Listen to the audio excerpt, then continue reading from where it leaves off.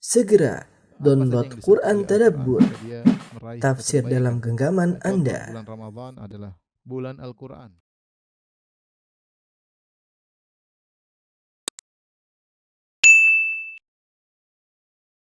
Bismillahirrahmanirrahim. Assalamualaikum warahmatullahi wabarakatuh. Alhamdulillahi ala ihsani wa syukru lahu ala taufiqihi wa amtinani. Wa asyhadu an la ilaha illallah wahdahu la syarika lahu ta'ziman li sya'nih. Wa asyhadu anna Muhammadan abduhu wa rasuluhu da'ila ridwani. Allahumma salli alaihi wa ala alihi wa ashabihi wa ikhwani. Para jamaah Majelis Ta'lim The Nurs yang dirahmati oleh Allah Subhanahu wa taala, kita lanjutkan bahasan kita tentang tafsir surat An-Nur. Kita masuk pada ayat yang ke-27. Allah Subhanahu wa taala berfirman, "Ya ayyuhalladzina amanu la tadkhulu buyutan ghaira buyutikum hatta tasta'nisu wa tusallimu ala ahliha, dzalikum khairul lakum la'allakum tadhakkarun. Fa in lam tajidu fiha ahadan fala tadkhuluha hatta yu'dhana lakum wa in qila lakum irji'u farji'u azka lakum wallahu bima ta'maluna alim." Allah berfirman, wahai orang-orang yang beriman, janganlah kalian masuk ke rumah yang bukan rumah kalian sampai kalian minta izin dan kalian mengucapkan salam kepada penghuni rumah. Ya. Dzalikum khairul lakum la'allakum tadhakkarun. Tentu itu lebih baik bagi kalian agar kalian menjadi ingat, mengambil pelajaran. Fa in lam tajidu fiha ahadan, jika kalian tidak mendapati seorang pun di dalamnya, fala tadkhuluha, maka jangan kalian menyelonong masuk hatta yu'dzana lakum, sampai diizinkan bagi kalian. Wa in qila lakum irji'u, jika dikatakan kepada kalian kembalilah, farji'u, maka kembalilah. Huwa azka lakum, itu lebih suci bagi kalian. Wallahu bima ta'maluna alim. Allah Maha mengatur apa yang kalian kerjakan. Ikhwan dan akhwat yang dirahmati Allah Subhanahu wa taala, jamaah Majelis Ta'lim The Nurs yang dirahmati Allah Subhanahu wa taala, ayat-ayat ini mengajarkan tentang adab bertamu. Kalau ingin bertemu dengan seorang, maka tidak sembarang, dan ini menunjukkan sempurnanya Islam.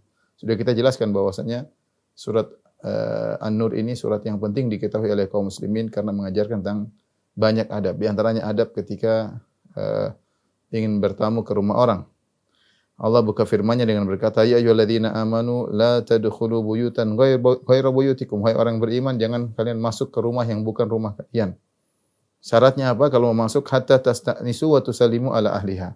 Kalian harus minta izin dan mengucapkan salam kepada penghuninya, ya. Dzalikum khairul lakum la'allakum tadhakkarun. Itu lebih baik bagi kalian kalau kalian mengerti,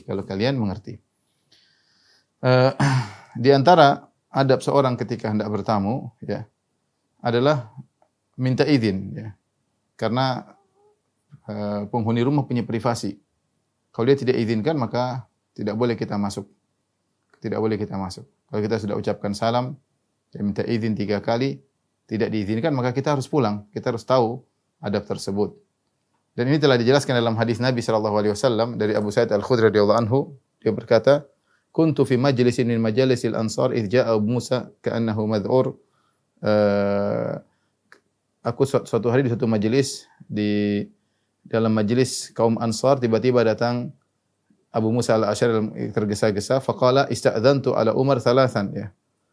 Aku, ya, minta izin kepada Umar 3 kali, falam yu'dzan li, yaitu dia bertemu dengan Umar, mengetuk pintu atau minta izin, maka 3 kali minta izin, ternyata Umar tidak memberikan izin. Faraja'tu, kemudian aku pun kembali, ya. Maka Umar menegurku, "Ma mana'aka? Kenapa kau tidak masuk? Kenapa kau pulang?" Qultu, maka Abu Musa berkata, "Ista'dzantu thalathan falam yu'dzan li faraja'tu." Wa qala Rasulullah sallallahu alaihi wasallam, "Idza sta'dzana ahadukum thalathan falam yu'dzan lahu falyarji'." Aku katakan, "Kenapa aku pulang wahai Umar? Karena aku sudah minta izin 3 kali dan tidak diberi izin kepadaku, maka aku kembali." Dan Rasulullah SAW telah bersabda, jika salah seorang dari kalian minta izin 3 kali dan tidak diizinkan, maka hendaknya balik. Faqal, maka Umar berkata, Umar tidak tahu hadis ini. Ini menunjukkan bahwasanya meskipun Umar adalah sahabat dekat Nabi sallallahu alaihi wasallam, namun ada sebagian hadis dia tidak ketahui.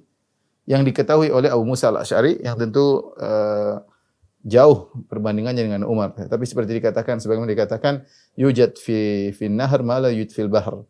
Di sungai ada perkara-perkara yang tidak ada di lautan. Tentu laut lebih luas, tapi ada hal-hal yang di sungai ada, di laut tidak ada. Umar, lautan ilmu. Tapi ternyata ada sebagian hadis yang luput darinya. Seperti hadis tentang Rasulullah SAW bersabda, jika salah seorang dari kalian minta izin 3 kali, tidak diizinkan maka pulang. Umar berkata, wallahi la yuqimanna alaihi bibayyinah, la tuqimanna alaihi bibayyinah. Aminkum ahadun sami'ahu minan Nabi sallallahu alaihi wasallam. Maka Umar berkata, hendaknya kau datangkan dalil, bukti bahwasanya Rasulullah pernah mengucapkan demikian. Maka aku bertanya kepada kalian, apakah di antara kalian ada yang mendengar dari Nabi hadis yang sama? Faqala Ubay bin Ka'ab radhiyallahu anhu berkata, wallahi la yakumu ma'aka illa asgharul qaum. Fakuntu asgharul qaumi fakumtu ma'ahu. Maka Ubay bin Ka'ab berkata, demi Allah tidak ada yang akan menjelaskan kecuali orang yang paling junior. Kata Abu Sa'id Al-Khudri, fakuntu asgharul qaum. Aku adalah orang yang paling junior ketika itu, fakumtu ma'ahu. Lalu aku berdiri bersama Abu Musa Al-Asy'ari. Akhbartu Umar anna Nabi sallallahu alaihi wasallam qala dzalik. Lalu aku kabarkan kepada Umar bahwasanya Rasulullah SAW pernah mengucapkan demikian. Ini dalil bahwasanya di antara sunnah kalau kita bertamu kita minta izin 3 kali. Permisi kalau bahasa Indonesia lah. Permisi atau kita ketemu tek sekali atau kita bel teng tradisi minta izin. Kalau bahasa Arab mungkin adkhul, boleh saya masuk? Ya, terserah. Adkhul, boleh saya masuk? Kalau kita permisi ya atau kita ketuk pintu 3 kali atau ngebel 3 kali, teng, itu antara bel 1 ke 2 dikasih jarak. Bel lagi 2 kali. Bel 3 kali, kalau tidak ada ya kita balik. Kita balik. Assalamualaikum atau kita ucapkan salam. Tidak ada yang jawaban. Assalamualaikum sampai 3 kali balik. Sunnahnya demikian. Jangan kita ngeyel nongkrong di situ ya.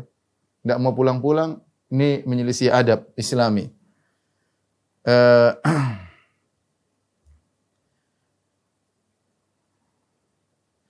Dan bagaimana adab minta izin ya? Dalam satu hadis yang lain, an rajulin min Bani Amir annahu ista'dzana 'ala Nabi sallallahu alaihi wasallam wa fi bait. Ada seorang dari Bani Amir minta izin untuk bertemu dengan Nabi sallallahu alaihi wasallam sementara Nabi sedang dalam rumah. Dia ingin masuk rumah, dia minta izin. Cara minta izin dia bilang begini, "A'aliju, bolehkah aku masuk?" Faqala Nabi sallallahu alaihi wasallam li khadimihi, maka Rasulullah SAW menyuruh pembantunya, "Ukhruj ila hadza," keluar kabarkan orang ini, "Fa'allimhul isti'dzan," ajarkan dia adab isti'dzan.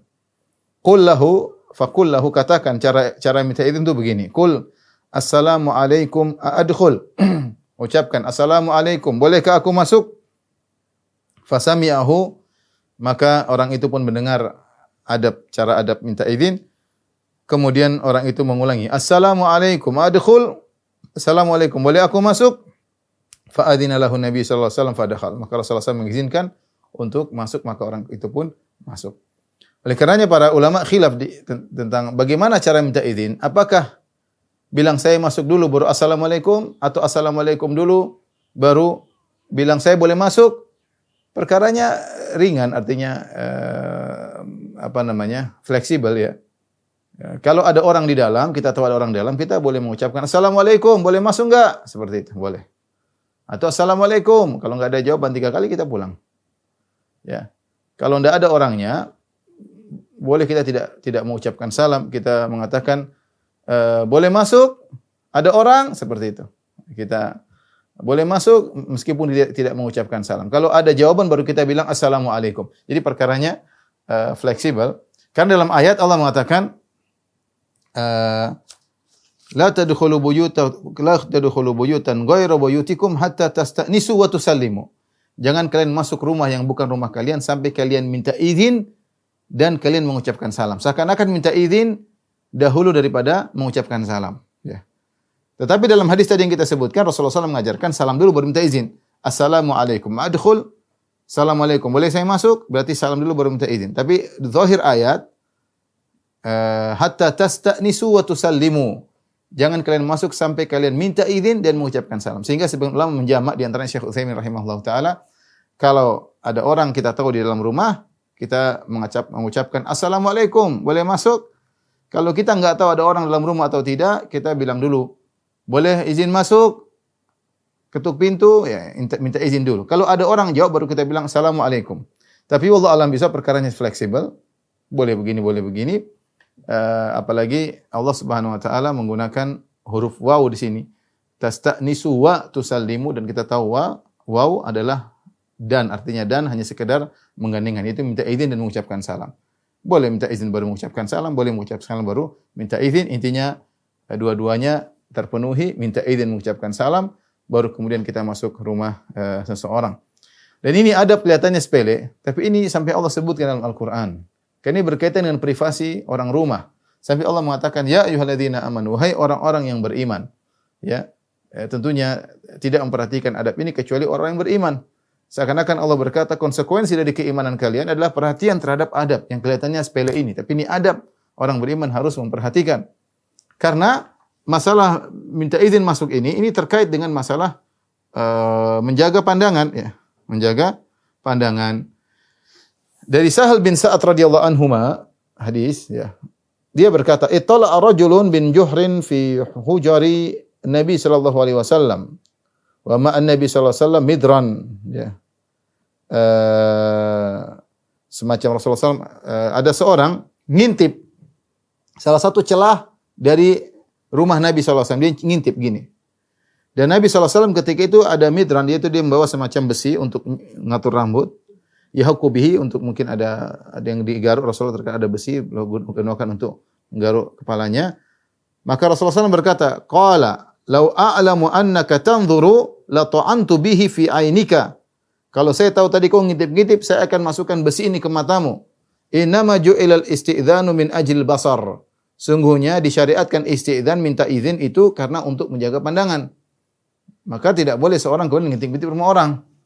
Ya, Rasulullah mengatakan demikian. Kamu tadi ngintip-ngintip, kalau saya tahu tadi saya tusukkan besi ini ke matamu. Maka apa tujuan isti'dzan? Tujuan isti'dzan itu agar kita tidak masuk sembarangan. Kalau kita nyelonong, kita akan lihat aib dalam rumah tersebut. Mungkin sebagian aurat tertampak, mungkin sebagian aib keluarga kelihatan. Maka penghuni rumah punya privasi yang harus diperhatikan. Ya, penghuni rumah punya privasi diperhatikan. Tidak serta merta kemudian diganggu, kemudian masuk mengganggu privasi seseorang. Oleh karena jika sunnahnya seorang kalau minta izin 3 kali tidak diizinkan, maka dia balik. Makanya Allah Subhanahu wa taala berfirman setelah itu, "Dzalikum khairul lakum." Dan itu lebih baik bagi kalian, la'allakum tadhakkarun, agar kalian bisa mengambil pelajaran. Kenapa dikatakan itu lebih baik kalian pulang? Lebih baik daripada kalian nunggu di situ, ya. Sudah diminta izin tidak diizinkan, kata Allah Subhanahu wa taala, ya lebih baik jadi jangan masuk rumah sebelum diizinkan. Itu lebih baik bagi kalian. Kebaikan apa yang bisa didapatkan? Kebaikan yang pertama tentunya adalah menjalankan perintah Allah. Ini perintah Allah. Allah tidak boleh kita nyelonong ke rumah orang, ya. Kecuali kita minta izin mengucapkan salam. Kalau kita melaksanakan ini, kita tidak masuk, berarti kita menjalankan perintah Allah. Jadi kebaikan yang pertama, yang paling utama adalah kita menjalankan perintah Allah dan dapat pahala sebagai konsekuensi dari keimanan kita menjalankan perintah Allah Subhanahu wa taala meskipun perkara adab yang mungkin disepelekan. Yang berikutnya, Syekh Utsaimin rahimahullah menyebutkan dalam tafsirnya beberapa al-khairiyah, kebaikan-kebaikan yang bisa didapatkan orang yang menjalankan adab ini. Yang pertama, dengan meminta izin, ya, dia tidak akan melihat hal-hal yang aib dalam rumah tersebut, ya. Karena setiap penghuni rumah punya privasi, dia tidak ingin seorang masuk ke rumahnya dalam kondisi yang dia tidak sukai. Mungkin lagi amburadul, lagi macam-macam, ada piring pecah macam-macam, ya. Ada yang lagi situ, ya, dia pingin privasi. Kita jangan kita masuk kemudian lihat. Ya. Dengan kita tidak mengetahui aib orang itu lebih baik. Dengan kita tidak mengetahui aib orang itu tidak baik. Makanya Allah mengatakan wala tajassasu, jangan kalian tajassus, cari-cari aib orang. Ya. Tidak baik, maka disyariatkan isti'dzan, minta izin agar kita tidak melihat aib orang. Nikmat dari Allah ketika kita tidak tahu aib orang. Jadi masalah kalau kita tahu aib orang, kita pengin cerita, pengin nyampaikan, pengin kasih tahu orang lain, dan ini tidak benar. Kalau kita tahu aib orang, hendaknya kita sembunyikan aib tersebut. Aib sama kaum mukminin. Yang kedua, di antara kebaikan yang didapatkan dengan adab isti'dzan ini, adab minta izin dan salam ini sebelum masuk rumah, agar orang yang menerima tamu bisa terima dengan tenang. Orang menerima tamu bisa terima dengan tenang, tidak merasa terpaksa, tidak merasa enggak enak ya. Kalau tiba-tiba orang masuk, dia terima dia enggak enak ya. Gimana orang ini masuk dalam rumah dalam kondisi seperti dia merasa enggak enak karena tidak setiap orang siap menerima tamu setiap saat. Ya. Mungkin dia belum masak, mungkin dia tidak ada kue, mungkin dia tidak bisa dihidangkan. Banyak hal, mungkin dia lagi sibuk, mungkin lagi ada kerjaan. Maka orang yang mau bertamu harus punya adab. Jangan dia ganggu orang sementara orang tersebut tidak ingin diganggu. Dia ada privasi. Ya. Dia harus tahu adab Islami ya. Karena kalau dia maksa masuk, orang itu enggak enak, dia ketemu dalam kondisi jengkel. Dia ketemu ini orang ganggu-ganggu terus, dia ketemu dalam kondisi tidak suka, ya tentu ini tidak menyenangkan ya. Ya. Kemudian tadi di antaranya kebaikan yang disebut oleh Syekh Utsaimin juga agar seorang lebih bersiap untuk menerima tamu. Ya, nanti kalau minta izin tidak diizinkan datang lain waktu atau dia minta izin untuk bertamu jam sekian sehingga dia ada persiapan untuk menjamu tamu ya. Karena kalau dia tidak persiapan, seakan-akan tamunya itu tidak dihargai. Kalau sudah merasa tidak dihargai, sensitif lagi, tersinggung lagi. Ya. Tapi kalau dikasih tahu sebelumnya, dia persiapan beberapa jam sebelumnya, sehingga dia enak dalam menjamu tamu, dapat pahala, dan sang tamu juga merasa dihargai. Jadi enak semuanya. Kemudian juga disyariatkan adab isti'dzan, minta izin, agar seorang tidak tertuduh dengan tuduhan yang tidak. Kalau ada orang masuk rumah tanpa minta izin nyelonong, ini kamu ini mau apa ya? Ada tuduhan yang tidak punya sopan santun, asal nyelonong, mau lihat apa, sehingga ketika orang minta izin, dia terbebaskan dari tuduhan-tuduhan yang tidak. Ya. Kemudian juga dengan adab izin, kita tahu kita bisa menyelamatkan rumah dari hal-hal yang buruk, karena yang masuk tanpa izin biasanya pencuri, ya, dan hal yang buruk. Maka kalau ada minta izin, ada salam, ya maka kita terhindar dari keburukan-keburukan tersebut ya. Kemudian juga di antara adab minta izin ini seorang tamu berbuat baik kepada orang pemilik rumah karena dia mengucapkan salam, Assalamualaikum, dan kita tahu orang yang mengucapkan salam dapat pahala. Kalau enggak salah 10 pahala dapat pahala ya. Kita tebarkan salam dapat pahala. Kemudian ya dapat mendapatkan 10 kebaikan ya. Kalau seorang muslim mengucapkan salam kepada saudaranya, Assalamualaikum, dia mendapatkan 10 ganjaran, 10 pahala ya. Demikian juga orang yang menjawab juga dapat pahala ya. Inilah beberapa kebaikan yang diperoleh dari adab minta izin ketika ingin masuk rumah orang. Dan Rasulullah ingatkan tadi, innama ju'ila al-isti'dzan li ajil basar, sungguhnya disyariatkan adab untuk minta izin masuk rumah dalam rangka untuk menjaga pandangan. Maka tidak benar, ikhwan, kalau kita berjalan di pinggir jalan kemudian kita tengok-tengok rumah orang, itu di antara kurang adab. Ya, masalahnya rumah terbuka, kemudian di dalam rumah tersebut ada orang terbuka auratnya, ada orang mungkin lagi ini ya macam-macam ya. Ada bertengkar suami istri misalnya, ada hal-hal yang tidak menyenangkan untuk kita, maka kalau kita lihat enggak usah kita tengok kanan kiri melihat rumah orang di antara adab. Karena di antara adab isti'dzan ini disyariatkan untuk menjaga pandangan kita. Maka seorang jangan fudul basar, melihat yang tidak perlu. Jalan ke depan aja, lihat ke depan aja yang dia perlu ya. Kalau ada suatu bunyi atau apa ya dia boleh lihat sesuatu. Tapi kalau enggak perlu dia lihat kanan kiri. Kemudian ada rumah orang terbuka jangan dia lihat, maka dia palingkan pandangan. Khawatir ada sesuatu yang terlihat yang diharamkan atau yang tidak disukai untuk dilihat. Yang berikutnya kalau kita minta izin, kita ucapkan salam juga, hendaknya kita menyamping, jangan di depan pintu ya. Khawatir kalau dia buka kemudian kelihatan sesuatu, kita menyamping, kalau sudah izinkan baru kita masuk lewat pintu. Karena tujuan minta izin adalah untuk menjaga pandangan ya. Begitu dalam ayat-ayat ini Allah begitu perhatian terhadap masalah pandangan, karena pandangan ini adalah asal dari banyak permasalahan, asal dari banyak kemaksiatan ya. Dengan pandangan kita melihat aib orang, dengan pandangan kita melihat aurat orang, dengan pandangan kemudian bergerak terjadi zina dan macam-macam, semuanya dari pandangan. Dengan pandangan bisa jadi niat jahat gara-gara memandang. Oleh karenanya syariat perhatian terhadap masalah pandangan. Kata Allah Subhanahu wa taala ayat berikutnya, fa illam tajidu fiha ahadan fala tadkhuluha hatta yu'dzana lakum. Ya. Jika kamu tidak mendapati seorang pun dalamnya, maka janganlah kamu masuk sampai diizinkan, ya. Wa in qila lakum irji'u farji'u, kalau dikatakan pulanglah, maka pulanglah. Wa azka lakum, itu lebih suci bagi kalian.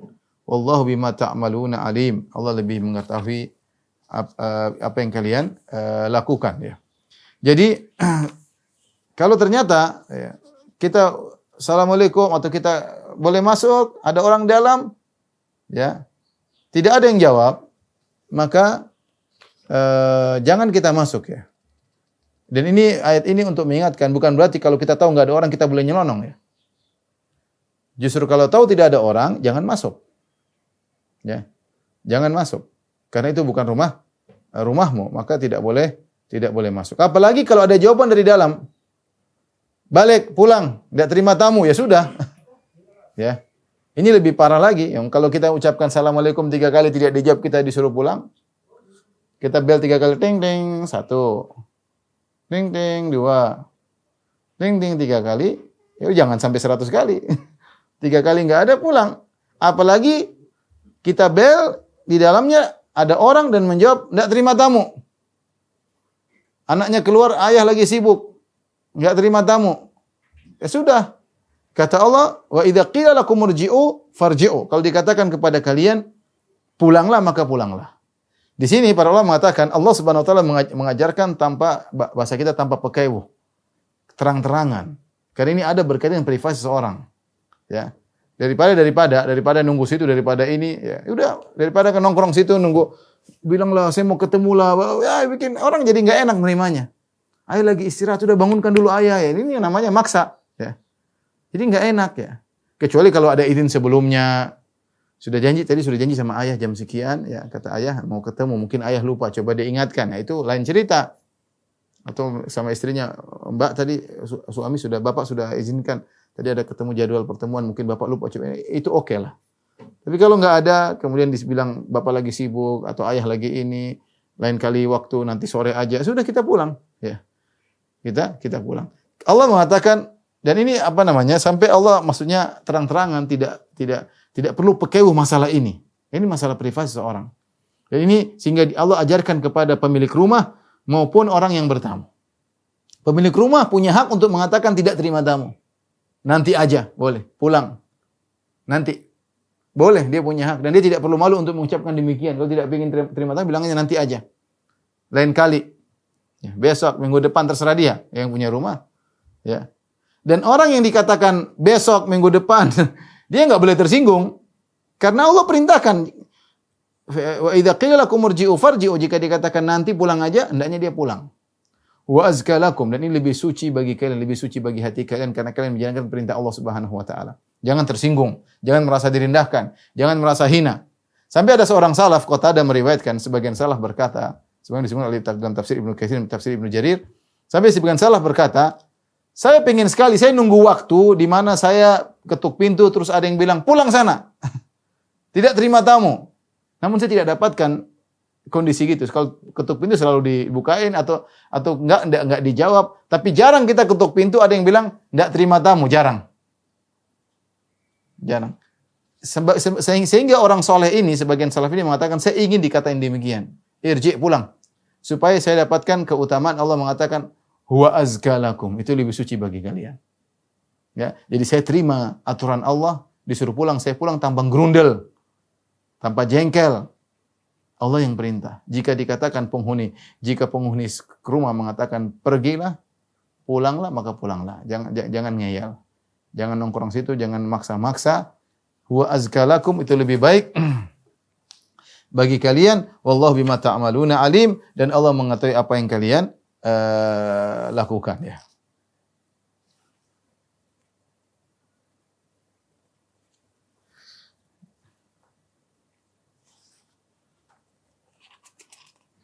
Apa yang kita lakukan, niat yang kita lakukan, ya, semua telah diketahui oleh Allah Subhanahu wa taala, dan ketika kita pulang karena menjalankan perintah Allah, Allah pun tahu. Jangan khawatir. Kita dapat pahala, ya. Ketika kita disuruh pulang, kita pulang, tidak boleh masuk, kita laksanakan, kita dapat pahala dari Allah Subhanahu wa taala. Kemudian ayat berikutnya, laisa 'alaikum junahun an tadkhulu buyutan ghaira maskunatin fiha mata'ul lakum. Ayat ke-29. Tidak ada dosa atas kalian memasuki rumah yang tidak disediakan untuk didiami. Fiha mata'ul lakum, di dalamnya ada keperluan kalian. Wallahu ya'lamu ma tubduna wa ma taktumun. Dan Allah mengetahui apa yang kalian nampakkan dan apa yang kalian sembunyikan. Allah mengetahui apa yang kalian nampakkan dan apa yang kalian sembunyikan. Ayat ini terkait dengan model rumah. Model rumah yang dahulu, di zaman dahulu ada diletakkan di tengah-tengah perjalanan, biasanya rumah tempat mampir atau rumah untuk musafir, atau ada toko-toko yang tidak terpakai, orangnya tidak pakai lagi, bukan tempat tinggal. Rumah-rumah model seperti ini yang tidak ditinggali, yang dibolehkan oleh pemiliknya untuk dihampiri, maka ini boleh, tidak usah kita minta izin. Kita tidak bilang assalamualaikum karena nggak ada orang, tinggal masuk aja. Kata Allah, fiha mata'ul lakum, di situ ada keperluan. Mata'ul lakum di sini ada yang mengatakan istimta, yaitu kalian ingin berteduh di situ, kalian mampir di situ, kemudian kalian melanjutkan perjalanan, bukan kalian untuk tinggali, enggak. Ini rumah-rumah yang ada di karena dahulu orang-orang Arab dahulu mereka bersafar, di tengah-tengah terkadang ada rumah. Rumah-rumah yang disediakan untuk orang mampir, ada tempat jualan yang mungkin kosong karena penghuninya hanya datang sesekali waktu tertentu. Ya seperti ini boleh kita mampir, tidak usah minta izin. Fiha mata'ul lakum, jika kalian di situ ada keperluan, pengin mampir, pengin berteduh, silakan. Ya, atau kalian ingin taruh barang di situ sebentar, nanti balik lagi boleh. Atau kalian sudah taruh barang sebelumnya di situ, kalian ingin ambil, boleh, tidak usah minta izin. Ya. Wallahu ya'lamu ma tubduna wa ma taktumun. Allah mengetahui apa yang kalian tampakkan dan apa yang kalian sembunyikan, ya. Ini semua adalah untuk keringanan dari syariat, karena orang yang lewat dia punya keperluan untuk mampir. Dia mungkin ada rumah kosong atau ada tempat hampiran, dia boleh. Tapi sekarang, saya rasa zaman sekarang hampir tidak ada seperti itu. Atau mungkin di pinggir-pinggir jalan orang tempat jualan, dia lagi jualannya nggak ada jualan, dia berbaring situ, mungkin boleh-boleh saja, ya. Tidak jadi masalah, tidak perlu minta izin. Mana pemilik gazebo ini, ya nggak, mungkin nggak ada, ya. Ya, tapi dia boleh mampir, tidak ada masalah, selama bukan untuk dia tinggali, tapi hanya untuk mampir sebentar. Dari sini kita tahu, ibu yang dirahmati Allah Subhanahu Wa Taala, bapak-bapak, Majelis Taklim dan Nurs, ada 3 model rumah.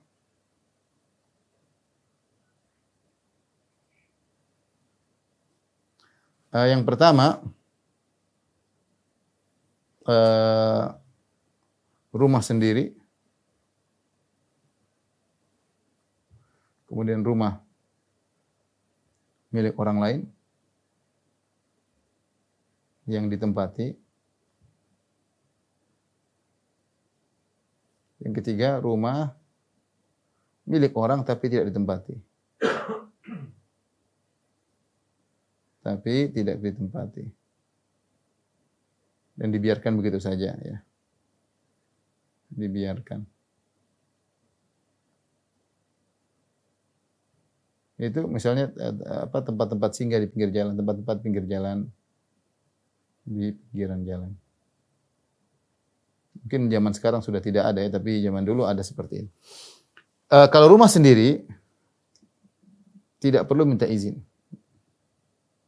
Tidak perlu minta izin. Rumah sendiri. Gimana minta izin untuk rumah sendiri? Tidak perlu minta izin.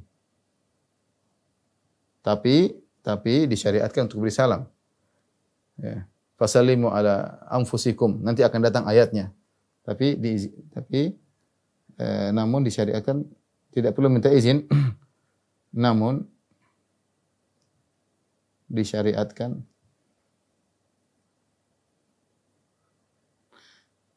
fa idza dakhaltum buyutan fasallimu ala anfusikum.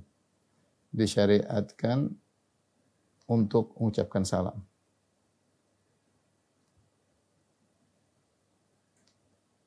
Ada yang mengatakan assalamu alaina, karena Allah mengatakan sallimu ala anfusikum, ucapkan salam untuk diri kalian sendiri. Nanti kita akan bahas, ada pembahasannya tentang hal ini ayat berikutnya. Tapi minta izin tidak perlu. Ya. Namun dianjurkan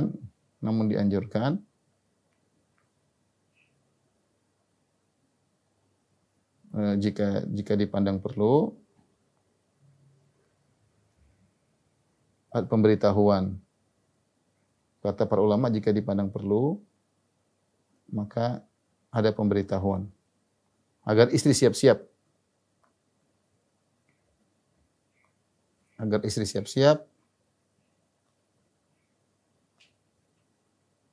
atau siapa tahu ada orang yang bukan mahramnya di rumah. Siapa tahu ada eh, wanita yang bukan mahramnya lagi bertamu.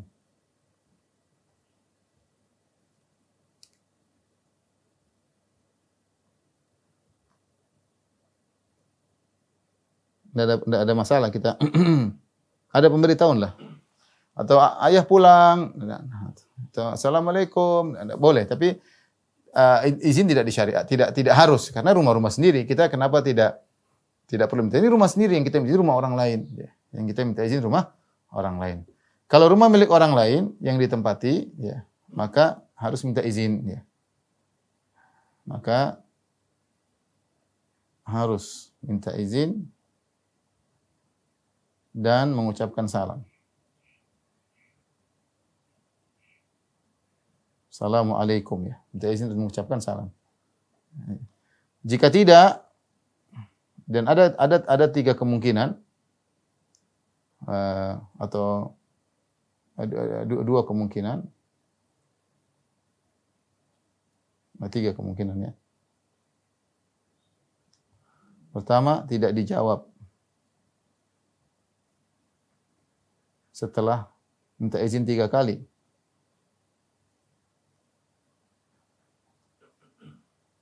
Sunnahnya pulang. Sunnahnya pulang. Jangan nongkrong di situ, ya. Atau disuruh pulang oleh penghuni rumah. Maka pulang dan dapat pahala.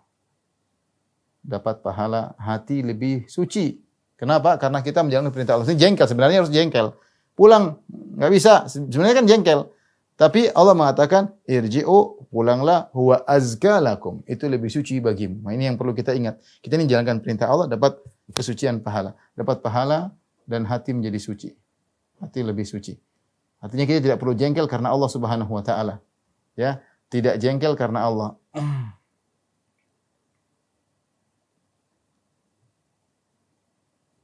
Ya. Yang ketiga, diizinkan masuk. Maka silakan masuk.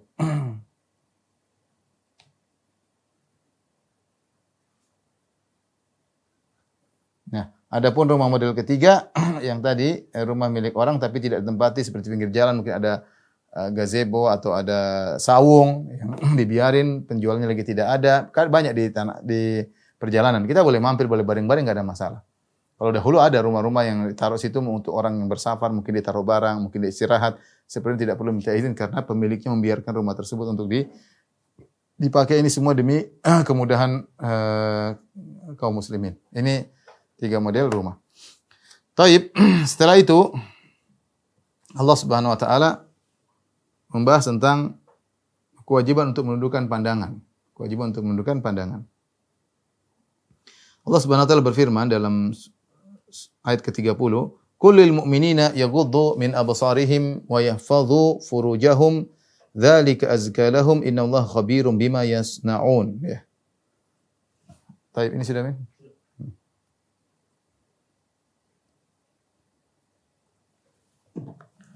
Allah berfirman, perhatikan, kullil mu'minin yaghuddu min absarihim wa yahfadhu furujahum, dzalika azka lahum, innallaha khabirum bima yasnaun.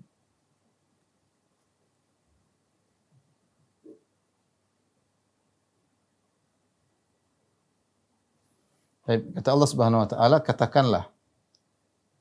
katakanlah kepada orang-orang beriman,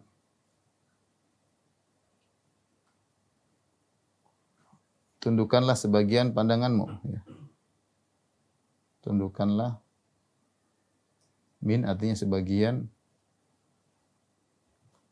pandangan kalian.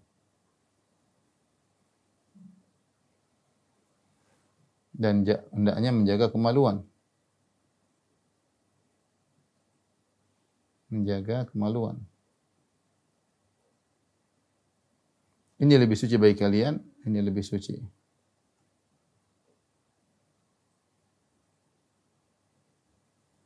Innallaha khabirum bima yasnaun, sungguhnya Allah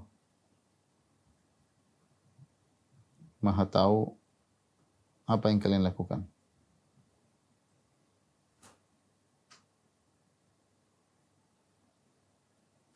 Tapi perhatikan sini, di sini ada perintah khusus. Kenapa perintah khusus? Allah katakan katakanlah. Katakanlah ya. Katakanlah. Tentunya semua Al-Quran dari ayat pertama sampai ayat terakhir diperintahkan oleh Allah untuk disampaikan kepada kaum muslimin. Ya ayyuhar rasulu balligh ma unzila ilaik. Wahai Rasul, sampaikanlah apa yang telah diturunkan kepadamu dari ayat pertama sampai ayat terakhir. Jadi tidak perlu Allah ucapkan katakanlah, Rasulullah pasti sudah menyampaikan. Tetapi sebagian ayat Allah buka dengan perintah khusus, katakanlah. Ini berarti lebih spesifik. Lebih spesifik katakanlah. Katakanlah, sampaikanlah secara khusus. Tentu semua ayat saya katakan tadi, semua ayat secara umum disuruh untuk disampaikan. Ternyata ada sebagian ayat yang di situ Allah suruh katakan secara kul. Qul ya ayyuhan nasu inni rasulullah ilaikum jami'an alladzi lahu mulku samawati wal ard. Katakanlah wahai Muhammad kepada manusia, aku ini utusan Allah kepada kalian seluruhnya. Allah mengatakan qul. Ya. Qul huwallahu ahad, katakanlah huwallahu ahad, dialah Allah yang Maha Esa. Di antaranya qul lil mu'minin, katakanlah kepada orang-orang yang beriman. Ya. Katakanlah perintah khusus ya. Lebih spesifik. Kemudian perhatikan orang-orang yang beriman. Ini ayat terkait orang beriman. Orang tidak beriman mungkin tidak peduli dengan hal ini. Apa masalahnya kita suruh dudukan pandangan? Orang tidak beriman malah bebas karena dalam pandangan ada kelezatan. Kita memandang apa saja. Pandangan ini macam-macam. Ini nikmat. Alam naj'al lahu ainain. Bukankah kami telah menjadikan baginya dua mata? Ya, ini nikmat. Yang orang menggunakan mata untuk melihat banyak hal ya. Hal yang dia sukai, dia tidak pilih-pilih, hal yang menyenangkan, hal yang menimbulkan syahwat, melihat aib orang, melihat keburukan orang, macam-macam ya. Oleh karenanya Allah menyuruh pandangan diatur, tidak sembarang untuk memandang. Kata Allah Subhanahu wa taala, "Qul lil mu'minin," katakanlah orang-orang yang beriman, karena hanya orang beriman yang perhatian akan hal ini. Orang beriman yang bisa menundukkan pandangan. Mampu menundukkan pandangan.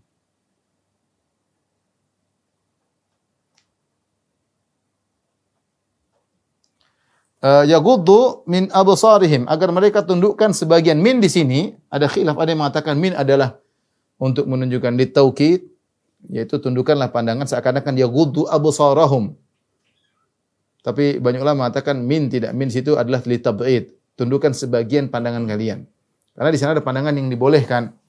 Pandangan seperti dalam rangka nazar, jika kita ingin menikah, kita lihat seorang wanita atau wanita lihat seorang lelaki, dia boleh melihat untuk tertarik atau tidak. Rasulullah SAW menyuruh, "Unzuru ila ma yad'u ila nikahiha." Lihatlah kepada perkara yang memotivasi engkau untuk menikahi wanita tersebut. Suruh lihat agar tidak menyesal di kemudian hari ya.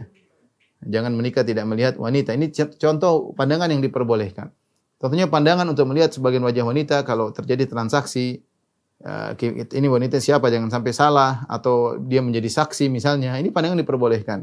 Tentu pandangan tidak sengaja kita lihat ini juga diperbolehkan. Jadi ada pandangan-pandangan yang diperbolehkan. Oleh karena yang diharamkanlah sebagian pandangan. Lagi pula kalau min adalah min zaidah, min tambahan, kata para ulama tidak pas secara bahasa karena biasanya min zaidah itu didatangkan dalam konteks penafian. Ini bukan dalam konteks penafian, ini dalam konteks perintah. Kalimat positif. Qul lil mu'minina yaghuddu min absarihim. Katakanlah kepada orang beriman menundukkan sebagian pandangan mereka ya.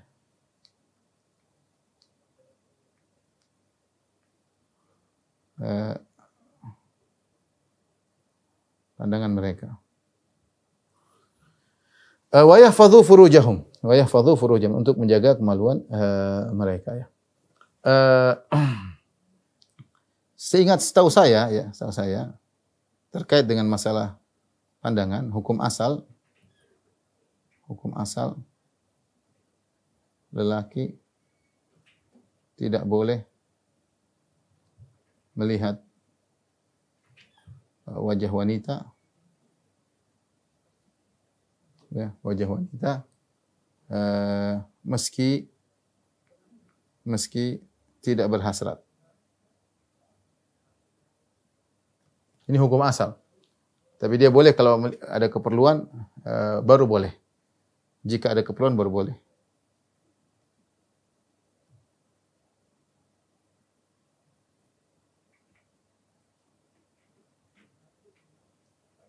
Karenanya disyariatkan wanita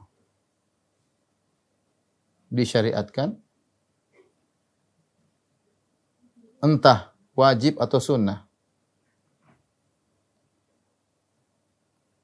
Disyariatkan untuk bercadar, entah wajib atau sunnah, untuk bercadar bagi wanita. Para ulama sepakat, cadar itu disyariatkan. Sepakat ulama, 4 mazhab mengatakan cadar disyariatkan. Hanya saja mereka khilaf, sunnah atau wajib. Sunnah atau wajib. Artinya lebih utama mereka menutup wajah mereka. Nah, laki jangan melihat wajah wanita kecuali memang ada keperluan dia. Ada keperluan. Asalnya jangan lihat wajah wanita kecuali keperluan dia. Memang dia harus lihat ada suatu keperluan, terkadang tidak jelas atau ada suatu hal. Ini hukum asal seperti itu. Ini kita sendiri sudah melanggar dalam hal ini banyak sekali. Lihat wanita secara langsung, kadang-kadang ibu nanya langsung, kadang-kadang ya meskipun tidak berhasrat, tidak kita lihat kecuali ada keperluan ya, sudah ada keperluan. Kemudian wa yahfazu furujahum, dan kalau pandangan tidak dijaga, ini repot. Pandangan kata Nabi sallallahu alaihi wasallam al-ainani tazniyan, kata Nabi sallallahu alaihi wasallam bahwasanya dua mata ini berzina ya. Wa zinahuma nazar, dan zina kedua mata adalah memandang. Kenapa Rasulullah mengatakan bahwasanya kedua mata bisa berzina? Karena kedua mata ini adalah sarana untuk berzina. Ya, sarana untuk berzina. Ya, Rasulullah menyebutkan fal ainani zinahuma nazar, dua mata zinanya adalah nazar. Wal udhunani zinahuma al-istima', telinga zinanya adalah mendengar rayuan-rayuan, mengenal hal yang menimbulkan hasrat. Wal lisana zinahul kalam, dan lisan zinanya adalah berbicara, merayu ya. Merayu wanita atau wanita merayu laki-laki. Intinya semua bisa mengatakan kepada zina. Wal yadu zinahal al-batas, tangan zinanya dengan sentuhan, dari sentuhan tangan, sentuhan sampai akhirnya terjadi perzinahan. Ar-rijl zinahul khuta, adapun kaki kaki zinanya adalah melangkah ya. Melangkah. Wal qalbu yahwi yatamanna, hati berangan-angan, berkeinginan untuk berzina. Terkadang lelaki seperti itu, melihat wanita yang bukan mahramnya, dia ingin menyetubui wanita tersebut. Ini contoh, hati berangan-angan, berfikiran macam-macam. Wa yusaddiqu dzalikal farju wa yukadzibuhu, dan semua itu dibenarkan oleh kemaluan atau tidak, jadi atau tidak, yang menentukan adalah kemaluan. Tapi Rasulullah ingatkan, ini semua adalah sarana untuk berzina. Makanya kata Rasulullah SAW, kutiba ala bini Adam nasibuhu minaz zina. Setiap anak Adam tercatat dapat bagian daripada zina. Mudrikun dzalika la mahala, pasti mengenai dirinya, tidak mungkin dia bisa terhindar. Matanya bisa berzina dengan memandang, telinganya bisa berzina dengan mendengar, lisannya bisa berzina dengan rayuan ucapan, tangannya bisa berzina dengan sentuhan, kakinya bisa berzina melangkahkan kaki menuju tempat perzinahan, hatinya bisa jadi berangan-angan, berhasrat. Ya, kemudian semua itu dibenarkan oleh kemaluan atau tidak, jadi atau tidak tergantung kemaluannya. Ya, ini menunjukkan, hadis ini menunjukkan bahwasanya di antara sarana yang paling kuat untuk terjerumus dalam zina pandangan. Ini awal dari semuanya, awal dari ucapan, awal dari sentuhan, awal dari langkah kaki, semuanya pandangan. Kalau sudah tertarik, dia lepaskan pandangan, mulai dia beraksi dengan aksi lisannya, dengan tangannya, dengan kakinya, dengan kemaluannya, dimulai dari pandangan. Makanya kita hidup di zaman yang sarana perzinahan sangat banyak. Wanita terbuka auratnya di mana-mana. Medsos nampak wanita dengan berbagai keindahan tubuhnya. Laki mudah sekali tertarik, maka jaga pandangan karena Allah Subhanahu wa taala. Kul mu'minin yaghuddu min absarihim. Makanya seperti dalam hadis juga kata Nabi sallallahu alaihi wasallam, iyyakum wal julusa bituruqat. Jadi Nabi sallallahu alaihi wasallam pernah bersabda, hati-hatilah kalian duduk di pinggir jalan. Qalu ya Rasulullah, ma lana min majalisina buddun natahaddatsu fiha. Ya Rasulullah, kami harus nongkrong pinggir jalan. Ada hal yang kita bicarakan di pinggir, ketemu kawan kita ngobrol sebentar, kadang kita nongkrong sebentar, harus bicara ya Rasulullah. Tidak mungkin jalan kemudian kita kadang-kadang di jalan ngobrol. Kata Rasulullah SAW, "Idza abaitum ilal majlis." Kalau kalian tidak bisa kecuali harus nongkrong, fa'atu tariqa haqqahu, maka berikanlah hak jalan. Qalu wa ma haqqut tariq ya Rasulullah? Apa itu hak jalan ya Rasulullah? Kata Rasulullah SAW, ghaddul basar. Yang pertama Rasulullah sebutkan tundukkan pandangan. Tundukkan pandangan. Jadi jalan bagaimana tundukkan pandangan? Kita meneliti kalau di jalan cewek lihat model begini, ya sudahlah kita gimana mentundukkan pandangan masuk ke mall. Gimana mentundukkan pandangan naik pesawat, lihat pramugari lalu lalang, ya enggak bisa. Nah, kita banyak istighfar ya. Rasulullah mengatakan ghaddul basar, bahwasanya hak jalan tundukkan pandangan. Baru Rasulullah sebutkan yang wakaful adza, jangan ganggu orang lain, raddus salam, ucapkanlah salam, al-amr bil ma'ruf wa nahy anil munkar, menyuruh orang kepada kebaikan, mencegah dari kemungkaran. Ternyata perhatian masalah ghaddul basar ini penting ya. Bahkan dalam satu hadis Rasulullah SAW mengatakan, "Itman li sittah atman lakumul jannah." Jaminlah bagiku 6 perkara, aku akan jamin kalian surga. Kalian bisa kerjakan 6 ini masuk surga. Di antaranya ghuddu absarakum, tundukkan pandangan kalian. Ya, ini makanya Allah katakan katakanlah kepada orang beriman. Hanya orang beriman yang bisa mengerjakan hal ini. Dia tahu bahwasanya setiap lirikan mata dia tercatat oleh malaikat. Ya'lamu kha'inatal a'yun. Allah tahu lirikan setiap pandangan.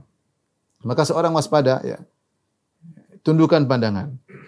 Makanya dikatakan oleh para ulama bahwasanya pandangan haram adalah siham iblis, yaitu anak panah yang dilepaskan oleh iblis kepada seseorang.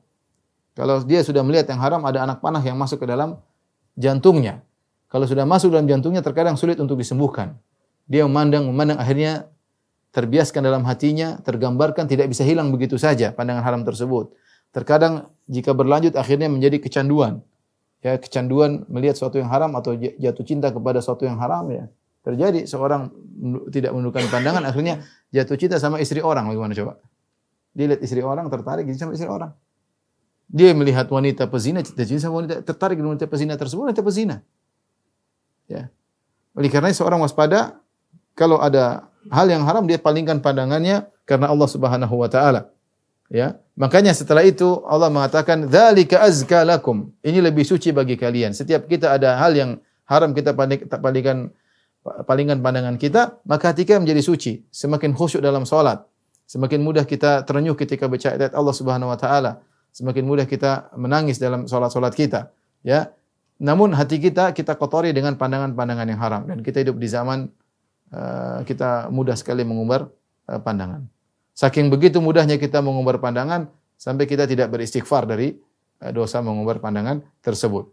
Padahal Allah mengatakan dzalika azka lakum. Kalau kalian tundukkan pandangan, itu lebih suci bagi kalian, lebih khusyuk bagi hati kalian, lebih bersih bagi iman kalian. Innallaha khabirun bima yasnaun. Perhatikan kata Allah, innallaha khabirun bima yasnaun. Di sini Allah mengatakan khabir. Innallaha khabir. Innallaha khabirun.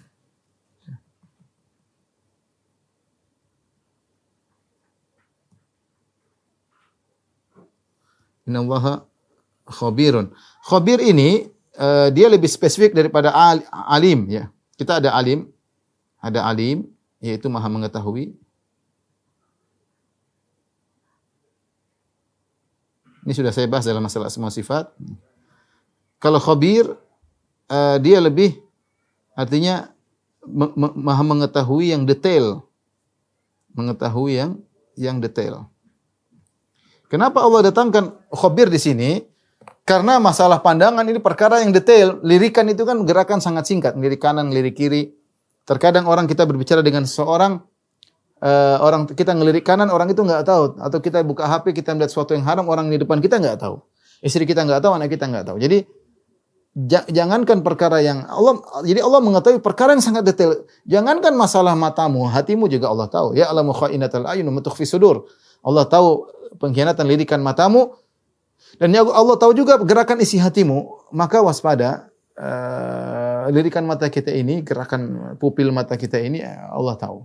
Allah innallaha khabirun bima yasnaun. Allah mengetahui apa yang maha tahu secara detail apa yang kalian lakukan. Kemudian kata Allah Subhanahu wa taala selanjutnya, ternyata ini bukan terkait dengan laki-laki saja. Sudah min? Allah mengatakan wa kullil mu'minati yaghdudna min absarihinna. Katakanlah kepada wanita-wanita mukminah Ya, ayat ini perintah juga kepada wanita mukminah. Yaghdudna min absarihinna, hendaknya mereka menundukkan pandangan mereka. Wa yahfazna furujahunna, dan hendaknya mereka menundukkan menjaga kemaluan mereka.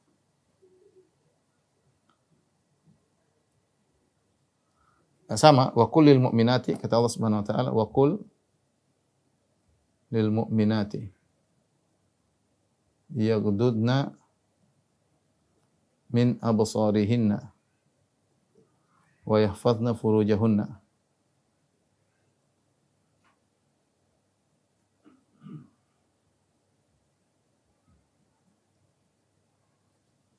Katakanlah kepada wanita-wanita mukminah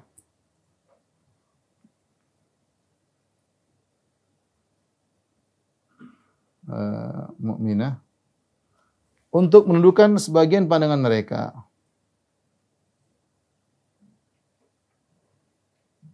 Sebagian pandangan mereka. Wa yahfazna furujahunna, dan menjaga kemaluan mereka.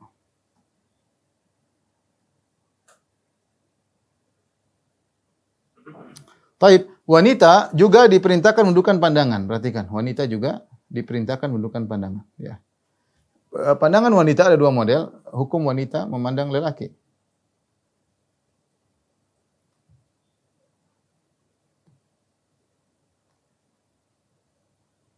Ada dua kondisi. Jika dia memandang lelaki, wajah lelaki dalam kondisi berhasrat. Maksudnya bukan suaminya, memandang suaminya adalah berhasrat. Ya. Jika memandang lelaki ajnabi, bahasa kita lelaki ajnabi yaitu yang bukan mahramnya tentunya ya, atau yang bukan suaminya, lelaki asing dengan hasrat. Maka ini ijma ulama hukumnya haram. Haram hukumnya. Meskipun perhatikan ibu-ibu, meskipun yang dilihat adalah ustadz, enggak boleh. Ya, kalau melihat ustadz dengan tertarik, dengan hasrat memandangnya, ada syahwat, hukumnya haram. Sudah jangan lihat mukanya, dengar suaranya. Mungkin sebagian ada ustadz yang tampan atau wajahnya menarik, maka jangan dilihat. Dengar suaranya saja, cari ilmu ya. Tapi tidak semua orang, ada orang wanita tidak langsung berhasrat dengan memandang wajah lelaki. Ini ijma haram kalau berhasrat. Adapun jika tanpa hasrat,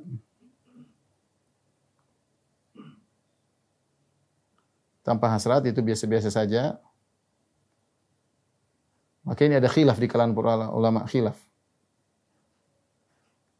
Sebagian ulama, seperti sebagian ulama Syafi'iyah, minoritas, mengatakan tetap haram.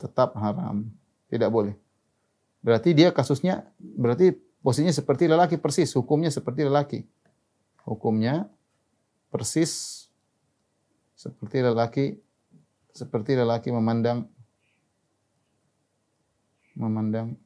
wanita. Kita sudah jelaskan di awal tadi, lelaki tidak boleh memandang wanita secara total meskipun tidak hasrat, kecuali ada keperluan ya. Mereka berdalil dengan hadis afa amwayani antuma, ketika ada Rasulullah menyuruh dua orang sahabiat, ihtajiba anhu, hendaknya kalian berhijab dari, itu menjauhkan diri dari Ibnu Ummi Maktum ya. Kemudian mereka berkata, ya Rasulullah, Ibnu Ummi Maktum buta, ngapain kita pakai hijab dan yang lainnya? Kata Rasulullah SAW, apakah kalian buta? Kalian kan tidak buta, dia buta, tapi kalian tidak buta, kalian bisa ngelihat dia. Sehingga Rasulullah SAW mengatakan kalian juga harus tundukkan pandangan meskipun yang di depan kalian laki yang buta. Allah mengatakan hadis ini menunjukkan wanita hukum asal juga tidak boleh melihat lelaki. Tetapi hadis ini dhaif. Dan ada hadis-hadis lain yang menunjukkan bahwasanya wanita boleh melihat lelaki, seperti ketika Rasulullah SAW menyuruh Aisyah untuk melihat orang Habasyah yang sedang bermain peperangan di Masjid Nabawi. Sudah Aisyah lihat. Dan Aisyah tentu lihat wajah mereka, lihat fisik mereka. Kemudian juga Aisyah mengatakan Jibril, ada seorang datang seperti Dihya al-Kalbi. Biasanya itu Jibril. Jadi Aisyah kenal, oh ini Dihya al-Kalbi, ini fulan. Seperti dalam perang Khandaq, Rasulullah SAW, Aisyah melihat Sa'ad bin Mu'adz memakai baju perang tapi sebagian tubuhnya terbuka, tidak tertutup dengan baju perang. Aisyah kenal. Ini adalah bahwasanya wanita boleh. Ya, yang kedua, pendapat yang kedua, ya, kalau tidak berhasrat boleh melihat. Ini mayoritas ulama. Boleh. Jika tidak berhasrat. Oleh karenanya berdasarkan dalil yang disebutkan tadi, kemudian juga para ulama mengatakan tidak ada lelaki disyariatkan pakai cadar ya. Ya, kalau wanita tidak boleh melihat lelaki, maka lelaki juga harusnya pakai cadar. Ya, ini menunjukkan bahwasanya untuk wanita berbeda dengan laki-laki. Laki-laki hukum asalnya tidak melihat wanita sama sekali kecuali ada keperluan. Adapun wanita boleh melihat laki. Kecuali kalau dia bergejolak hasrat, maka dia harus tundukkan pandangan. Hukumnya haram dia meneruskan pandangannya karena dia sudah berhasrat. Ya, tidak boleh, dia tidak boleh berhasrat kecuali kepada suaminya.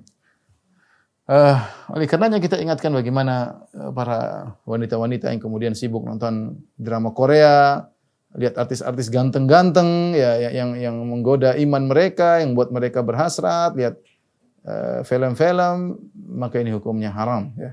Ya lihat wanita, lihat lelaki tampan pasti tertarik lah. Pasti tertarik ya. Taib ibu-ibu yang dirahmati Allah Subhanahu wa taala dan juga Bapak Majelis Taklim dan Nur yang dirahmati Allah Subhanahu wa taala, kita masih ada kelanjutannya ayat ke 31 ini tapi sangat panjang berkaitan dengan masalah bagian mana yang wanita boleh nampakkan, apakah dia boleh keluar dengan memakai cincin, gelang ya, boleh atau tidak di hadapan laki lain, siapa yang boleh melihat betisnya, siapa saja. Insyaallah pada pertemuan berikutnya bahasan cukup rumit dan cukup panjang. Demikian saja apa yang bisa saya sampaikan. Insyaallah kita lanjutkan 2 pekan lagi. Kurang lebih mohon maaf. Wabillahi taufiq wal hidayah. Assalamualaikum warahmatullahi wabarakatuh.